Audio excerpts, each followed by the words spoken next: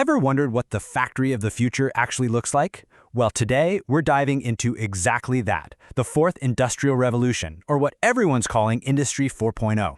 And let me tell you, it's not just about slapping a few more robots on the assembly line. We're talking about building factories that are truly intelligent, factories that can think, learn, and even adapt all on their own.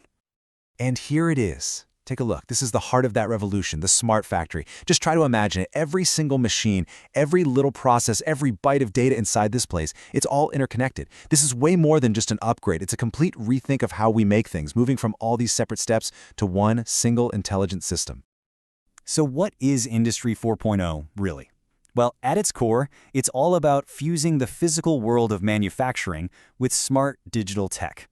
Think about it. You've got sensors everywhere, that's the Internet of Things, just collecting tons and tons of data. That data gets processed in the cloud, and then you have AI making sense of it all. The goal here is pretty straightforward, but it's also incredibly powerful. Make manufacturing smarter, way more flexible, and a whole lot more efficient. All right, so to make all this fusion happen, you need some kind of bridge, right? A bridge between the physical factory and all that digital tech. Well, that bridge has a name, the digital twin. I want you to picture a perfect, living, breathing virtual copy of an entire factory running in real time, right there on a screen. Now, this idea isn't exactly brand new. It was first talked about way back in 2002. But here's the absolute key. A digital twin is not just a one-time snapshot. It's a digital version that is linked to the real thing for its entire life. I mean, from the moment it's designed through its operation all the way to maintenance, the two are always talking to each other. Okay. Hold on a second. This is starting to sound a lot like a simulation. And, we've had simulations for decades. Is this really something new, or is it just a fancy new name for an old idea? That's a fantastic question, and honestly, it gets right to the heart of why this is such a big deal. It's really about evolution. See, you start with a digital model. Think of it like a basic 3D drawing. The next step is a digital shadow. Now, data flows one way, from the real factory to the model. But the final step, the true digital twin, is where the magic happens. The data flows both ways. The digital version doesn't just watch what's happening, it can actually send instructions back and control the physical factory. So, to put it simply, no, it is absolutely not just a simulation. Here's the core difference. A simulation is all about what if. It explores things that might happen in the future.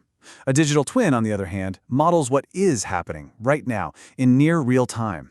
It's a living, dynamic mirror of the real object, constantly being updated with real-world data. Okay, I'm sold. A perfect digital mirror of a factory is, well, it's seriously impressive. But what actually makes it smart? What's taking all that data and making the decisions?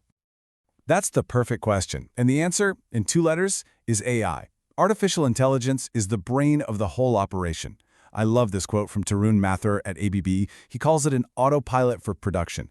The AI is just constantly crunching the data from that digital twin and automatically tweaking things in the real factory, whether the goal is to max out productivity or, say, run in the most energy-efficient mode possible. And this autopilot is already doing some incredible things.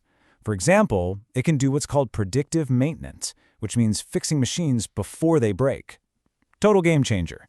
It could also fine-tune the production line for maximum efficiency, run smarter robots that can work right alongside people, and even use computer vision to spot tiny little defects that a person might miss. This tech it's mind-blowing for sure, but let's get down to it. Why does all this matter? What are the actual tangible benefits of building systems that are this complex? Oh, the impact is absolutely massive, and it goes way beyond just the bottom line. Let's talk about the environment. Get this. One company's AI system can cut CO2 emissions by 10,000 tons a year from a single cement plant. Now just imagine scaling that across the entire industry. That is a gigantic leap forward for decarbonization. And that just proves that sustainability and efficiency can totally go hand in hand. But it's not just about being green. This tech also means less expensive downtime, you get better quality products, you lower your manufacturing costs, and, this is a big one, you get a much safer workplace for everyone. That brings up something really important, though. We've been talking a lot about the machines, the AI, the data, but what about the people? How is all of this changing the actual jobs for the humans who work in these factories?